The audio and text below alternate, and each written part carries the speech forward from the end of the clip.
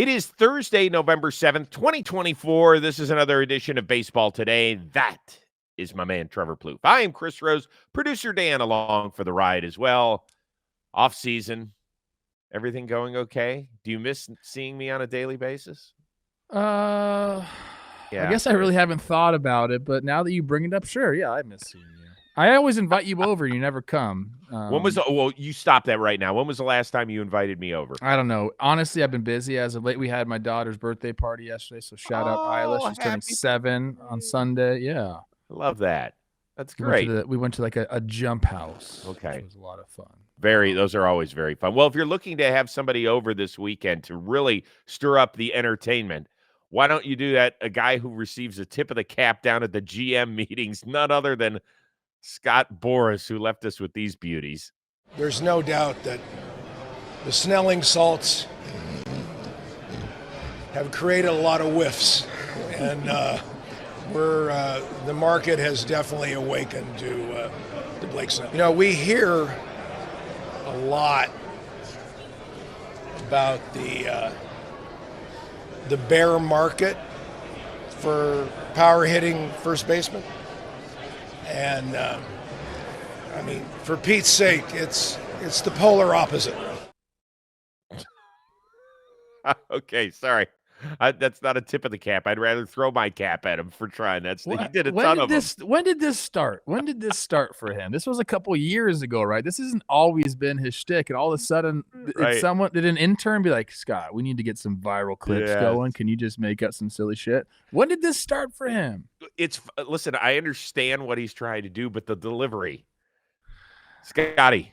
Let's go. Let's quicken the pace. We even cut down the Alonso clip because there was so much of a pause and so much dead air. Me and Scotty are absolute boys, so I don't want to, bring him down. But those, I need the origin tapes. That's what I need. That's true. I'd love to hear the think tank on that one. Hey, Scott, when we go to the GM meetings and the winter meetings, here we go. Next time I see him at Dodger Stadium, I'm like, Scott, listen. Just for content purposes, I need you to act like I was your client for free agency. What would you use for me? I think you can call some good stuff. Yeah. Oh, I like that. Okay, let's start it off. Brandon Gomes, the GM of the Los Angeles Dodgers, your world champion Los Angeles Dodgers, by the way, said it looks like Mookie Betts is moving back to the infield for 2025. You know what that means? It opens up right field, perhaps. We know it was a pretty big free agent that plays that position. Do you think this is all done to lay the groundwork for Juan Soto to join the champs? I mean, sort of. I think what they're thinking is there's more outfielders available that are impact players than there are middle infielders available that are impact players. So they're saying we could switch Mookie, put him in the infield, then we can go out and bring Teoscar back, or obviously Soto or Santander, somebody. There's just more of those guys available. So they're planning on this, telling Mookie, hey, be ready to play some infield. I don't think it's the best thing for Mookie, but it could be the best thing for the Dodgers just because of what's available on the outfield and what's not available necessarily on the infield. I know a lot of people have likened them to a Willy Adames, but I think they would rather go and get, a more impact bat in the outfield and put Mookie in the infield. It seems like what their thought process is anyway. So if I'm reading this right, then it means that Gavin Lux would hit the road, because I don't think Mookie's going back to short. I really don't. They just picked up Miguel Rojas's option. We talked about that on the most recent edition of Rose Rotation with him. It doesn't mean that they can't, if they wanted to deal Miggy as an extra part in a trade, doesn't mean that he can't be a part of that. I would think that they'll start with Rojas and Tommy Edman at short, and they'd want to keep Mookie at one place. And my guess is that that's second base, and then you're dealing Lux. That's the way I'm reading this. Yeah, you could also keep Lux for depth. I mean, this is a team that, understands the importance of a deep, versatile roster. So, I don't think Lux is making a ton of money this year. It's still you can trade him. And, especially coming off the end of the year that he had, maybe you're saying, hey, let's cash in on, what seems to be, a good time for his value. But again, I don't think they're forced into anything. That's kind of like the beauty of what the Dodgers have built here is, yeah, they can say Mookie's in the infield. They can put him in the outfield. They have Miggy Rowe, Gavin Lux, Tommy Edman can move them all around the infield, even put, Edman in the outfield if need be. So they have all these options. I just think they're preparing a certain way, but if they go a different route during the offseason, they can kind of just move everything back in place. So I don't think they have to rush to do anything necessarily. But we can agree that Mookie's not going back to short. I don't know. I think he's better suited for second base, and then I think he's better suited for right field. I mean, you saw some of those plays he was making out in right field. They were game-saving plays that he was doing out there. So I like him in right field, but I understand the thought process of hey, we can get a guy that hits 40 homers out there. Let's do it. Yeah. So I suppose I haven't really answered the question, and that is I don't think they're going to go after Juan Soto. I think they have their eyes on. I don't think so either. I think they have their eyes on some other stuff. Yeah, I just don't get it, moving Mookie Betts off. Even the Yankees were talking about how Betts did such a good job holding the Yankees to singles when a ball would hit off the wall because he positioned himself perfectly. Nobody was playing that position. It was a masterclass, Chris. Yeah, it was. I mean, look, instead of Juan Soto, and obviously would Juan Soto make the Dodgers incredible? Yes, I'm not saying that, people. But he is going to cost a ton of money. And I think they can go put, whether it's bring Teoscar back, whether it's put Tyler O'Neill out there and then go after, what's the guy's name from Japan that's coming over? Sasaki? Mm-hmm. Roki? The pitcher? Yeah. Yeah. They're thinking, 2, 3, 4 moves ahead with all this Possible. Stuff. Wow. A lot of crazy stuff. I don't know what that means, by the way, for Willy Adames, if they're moving Mookie Betts either.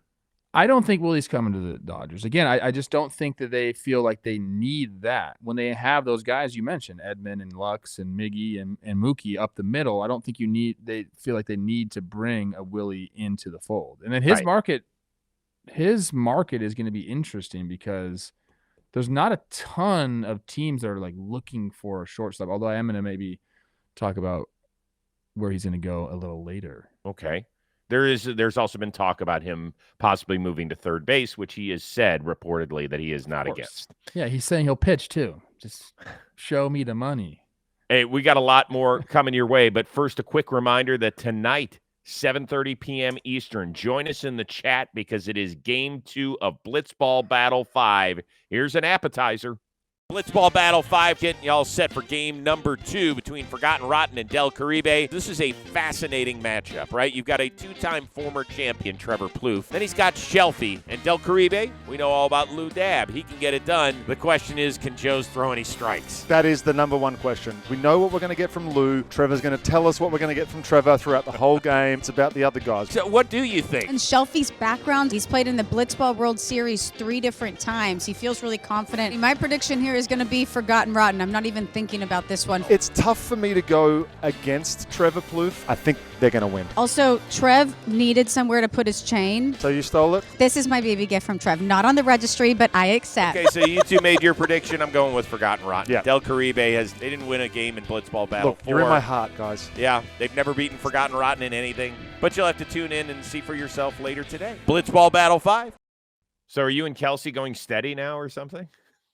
No, I wanted to wear my necklace, and it's not like this big crazy necklace, but it was getting in the way of the mic, so they made me take it off, and Kelsey was nice enough to hold it. This is a gift from my mother-in-law, actually. So, that's adorable. It's Egyptian gold.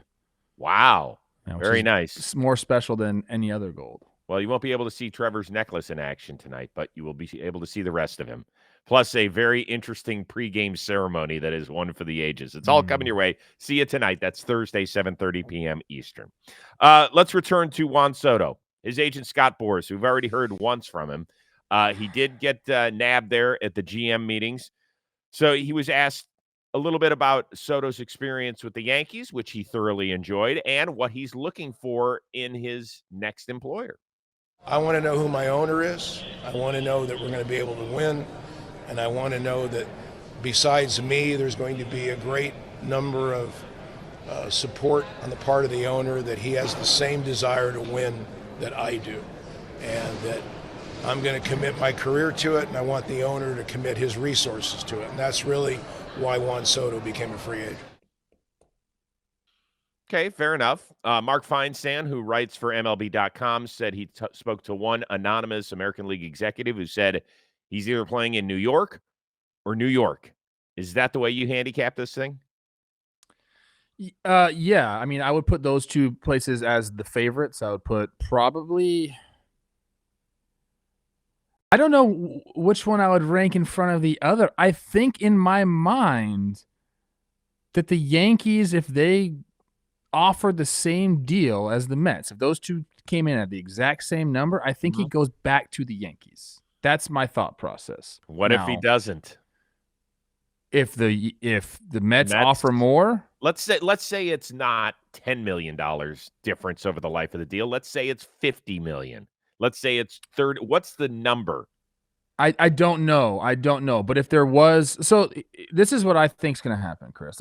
I guess we can kind of just get into it. I do think those two teams are the favorites. I don't really think the Dodgers are that involved. I think teams like the Red Sox and the Giants are going to put offers in, but I don't think he's going to really consider those.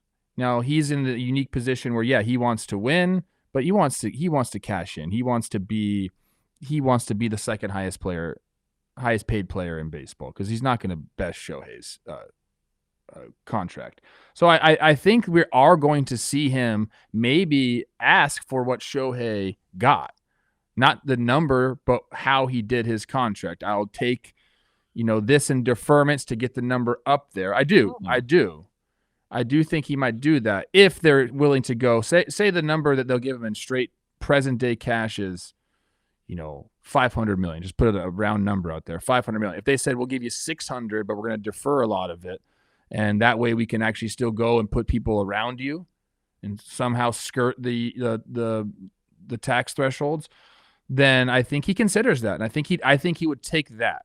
I don't know if he'd play for $2 million a year the way that Shohei is, because he's not going to make as much money off the field as Shohei. But I can see him deferring. We've seen guys defer half of the AAV, and we could see him get creative with that. I do think those offers are going to be out there. I don't even know where I'm at now, but I think those two teams are the favorites, and I think if the Yankees and Mets offer the same thing, he'd go back to the Yankees. But the Yankees aren't going to just cakewalk into this. It's not going to be easy for them. They are going to have to compete with Steve Cohen and the Mets, because the Mets clearly showed that they can compete even this year, and Steve Cohen has all the resources in the world, and he wants to be Big Brother in New York. I don't know if he's ever necessarily going to be that, but maybe on the field they can. So I think this is not going to be easy for the Yankees. Well, at all. I mean, all Steve Cohen has to do when he sits down at the table is say, well, here's $50 million more, so you can have $50 million more. You can join us. We're the team that won 2 games against the Dodgers. You come from the team that won 1 game against the Dodgers. You can be the difference maker. We will continue to spend. You can see that. That is my track record. I am not afraid. And by the way, if we make some mistakes along the way, we are going to buy our way out of that. This is exactly who we are. So your agent just said that you want an owner that is as committed. I am as committed as anybody in the history of North American sports. That's my guess is how his pitch will go. Whether or not that works, I don't know. Do you think, okay, let's just keep going on this. David Stearns never really done stuff like this before. Mm-hmm. Is he saying yeah, we have to go get Juan Soto, or is he saying, hey man, let's drive the price up and then let's go get 3 dudes instead of 1 dude out there? Well, is that the way his brain is working right now? Or is Steve Cohen nah, man, this is our guy. They have Lindor as the face. They don't necessarily need a face of the franchise. Juan Soto wasn't the face of the Yankees either.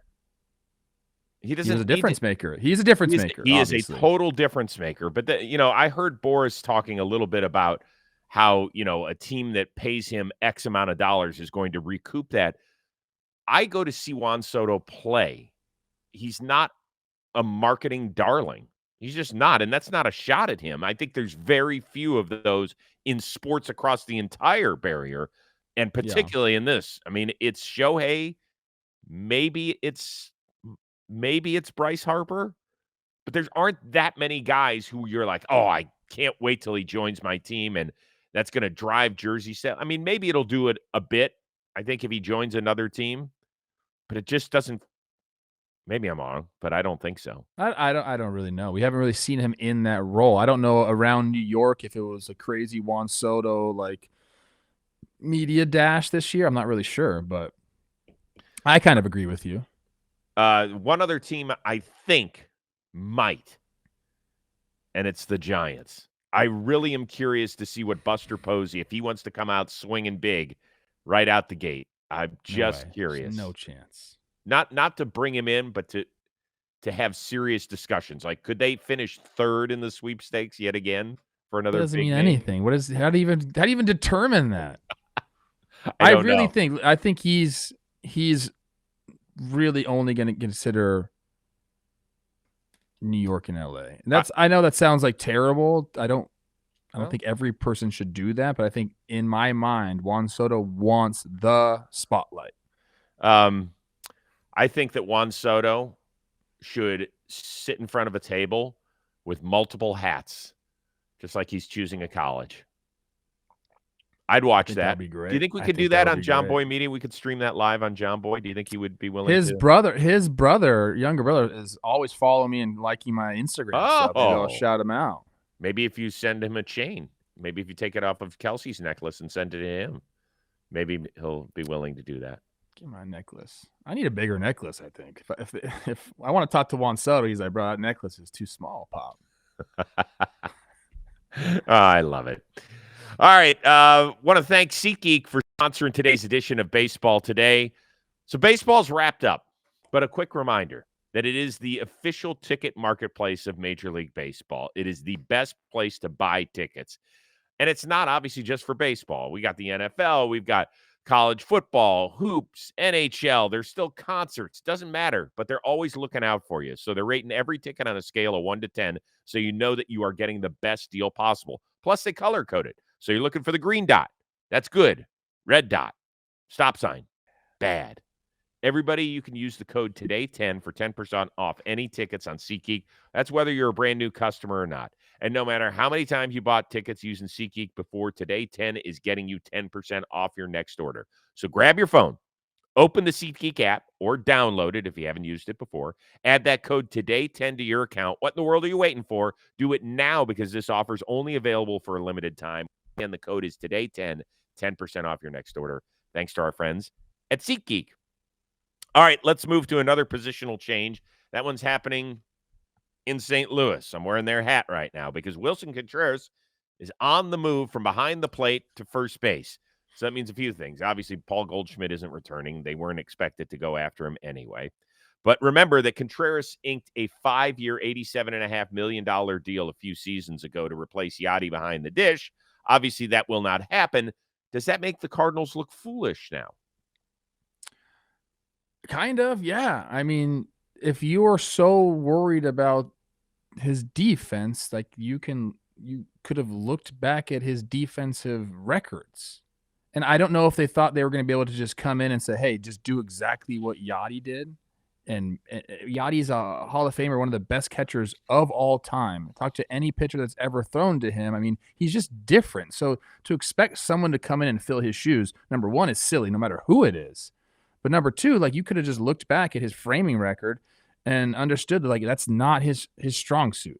There's been years where he's been great at blocking the ball, but he's never been a guy that can frame. And I don't think he's a guy that, like, is necessarily as in tune with the pitching staff as like Yachty was. And, like, that's not a slight on him. That's just talking how great Yadier Molina was behind the plate. So to me, yeah, if they went after him to be the heir apparent, to be the catcher, and then, it was 2 weeks into it that they said that we don't like his defense. Like, did you not, like, there was no homework done? Or I don't understand how that happened. You have a scouting department, advanced scouts, you have guys analyzing the data. Like, how did this come to fruition where you just decided we signed this guy to be a catcher, but he's not good enough to be the catcher defensively? I don't understand it at all, Chris, if we're being honest. And we talked about this when it first happened. we're like, what is going on? How are they treating him like this? And then why did you sign him if you didn't like him as a catcher? So this is like an ongoing saga. It's finally completely flipped. Now I didn't know this, but he's a full no trade clause, so they can't even trade him. Well, I think that's part of this move. Okay, so I think this is still salvageable. I agree with everything you're saying that it has not worked out well. In fact, he missed time last year. Why? Because he got freaking hit on the wrist. He was trying to frame. He was trying to frame, and they were working on new methods with him. And not only did it not work out, it cost him the best offensive player on that roster at the time. Now, he still had a 136 OPS plus last year in about 350 plate appearances. He still posted a WAR of almost 3 in half the season. He is a dangerous stick. So if you're able to move him to first base and he becomes a competent player, I know that you get virtually no defensive numbers at first base, but what the heck was he accumulating behind home plate anyway? So he could still end up being a legitimate middle-of-the-order threat at first base as long as he's happy. We have heard a ton of times over the decade career of Willson Contreras how proud he is about wanting to be behind the dish. He wants to prove to everybody that he is a good everyday catcher, and it just hasn't worked out. Now, does that mean that if St. Louis approaches him and says, hey, there's other teams out there that still want you behind the plate, are you willing to waive your no-trade clause? They have to ask him. So this is a strong arm play for them. You think they don't? I think it's one of two things. In their best interest, they believe for their club, and it's a way for him to possibly waive his no trade. I think that it's one of two things. I think they're happy if he moves to first base and provides that type of production while getting better defensively behind the dish. And the other option is that they clear some money, which is something that we know that they've wanted to do. They've already declined a bunch of salaries for 2025 moving forward anyway. So it could be a bit of a reset in John Mozeliak's final year before he hands the reins over to Chaim Bloom. I don't know. I think that they're playing two options. Sure, but the original, I agree with you, and I think they're just kind of in this situation now, so they're trying to find a way out of it. But like your question about does this make them look foolish? 100%. Yeah, it does. It does. And it made it even infinitely more difficult because you're trying to replace the greatest defensive catcher in the history of that franchise and one of the best we've ever seen in terms of handling a staff and leadership and everything else in Yadier Molina. So the weaknesses show up even more. I'm going to text Katie Wu and be like, Katie, what is going on with your organization? So I did ask her at least to give me a little bit on the two guys that would replace him. Herrera is supposed to be really good. So he's a hit guy, but isn't great defensively. And she said that Pages is a solid defender, but not much at the dish. So if you do old Reese's peanut butter cups and combine yeah. Good luck finding someone that's good at both, dude. Like those guys aren't just lying around. Right. Man. Nope, they are not. Shohei ended up having surgery on his ailing shoulder, that torn labrum that he got sliding in Game 2 of the World Series. It was, in fact, a tear. Should be good by spring training is what we're hearing. Same cannot be said for Atlanta's two stars, Ronald Acuna, that torn ACL. Spencer Strider got that brace surgery on his elbow. They won't be ready for the start of the year. Which of those storylines is bigger to you? Well, I think it's the Atlanta Braves, no doubt. I don't think either really concern me too much as far as like the entire season of 2025. Ohtani, the surgery is going to be fine. He'll heal up. He's not going to have a complete offseason, so I think you could talk about that with Ohtani. Obviously, the World Series run, that cuts into the offseason. Plus, now he's going to have to rehab this before he can really get back into all his normal routine. So we might see Shohei slowed down during spring training a little bit. And possibly he's not ready to do everything on opening day. If I was a Dodger fan, I would get ready for that. Because, again, this is about having as normal of an offseason as you can. And they know that they're going to be in the postseason. They know, or at least going to be in contention at the end of the year, so they don't have to rush him back. Although they're saying he's going to be back, I'm just saying slow the roll. For the Braves, again, I think that they don't need these guys for opening day. Would it be great and a great storyline and drum up interest and all that? Yeah, but like the main thing is let's make sure that we get Acuna back healthy. And make sure that we get Spencer Strider back completely healthy. So I think what he's saying and Thoughtfulness is saying is a good thing. Like, let's set the standard now that they're not going to be ready for for opening day. And then if they are, great. But I just putting the expectation out there that they're not going to be, I think is fine. They're going to be ready for 2025. Again, I don't think this is going to affect, what happens with the Braves. They're going to miss a little bit of time in the early parts of the season, so they're ready for when the Braves really need them, which is, towards the end of the year. Obviously, they'll be back before that, but you know what I'm talking about. I do. The Ohtani stuff, yeah, I mean, it's going to slow down his pitching. It wouldn't surprise me if we don't see him on the mound until June, maybe July. I think they're going to totally. Interesting. I don't know. They're totally going to slow play this. Yeah, but he's been throwing already, like this year. Like, he was back on the mound throwing. So, like, he's not going to start from scratch necessarily. No, but it is going to delay him. I don't know about June. That's long. I was thinking maybe like end of April, May. We'll see. Here's what I've thought all the time about Acuna ever since he blew out his ACL for the second time is, what is he now? A second ACL. I know it's a different sport. We've seen it in football, and guys just aren't the same. How can you be? Part of what made Ronald Acuna is being a 40-70 guy, something we had never seen. So is he going to – how scared is he going to be on the base paths? And I get it. Like, I'm not an athlete, but I can only imagine what you feel like if you don't trust your body 100%. He doesn't have to be that, though, to be a productive player. He doesn't have to be a speedster on the base pass, be a smart base runner. He doesn't we're not going to see him steal bases like that ever again. We're just not, because it's not worth it. They'd rather him go up there and try to cause damage at the plate, go get it done in the outfield. But I think the days of him stealing 40-plus bags the year that he did completely over. When he was doing that, and how many times he did it in the first inning to give the Braves a lead. Like, that was an annoyance to the other team. I know, but dude, that's not going to – you can't do that anymore. They can't have him running like that. Well, then that's a problem. Then that's not the same guy that was the MVP. That's what I'm saying. He's going to be he'll be a different player, yes. It doesn't mean he can't be productive, but if Ronald Acuna can't be Ronald Acuna, then what sort of player are we looking at? I think that's what we're all curious about. Yeah, and for all the people that are always saying he's got the sweetheart deal, I mean, this is the inherent risk that teams take when they sign guys to a 7-year, $100 million deal. That's what it was, right? Or whatever it was. They understand $17 million a year from here on out, and he has been, and he's going to be. But by the way, he's already blown past that deal, so the team has zero risk moving forward, in my opinion. Sure. 17 is a very favorable number for Ronald Acuna Jr. I understand that, but I'm saying, like, this is the risk of signing guys long-term deals, is the injury aspect of it.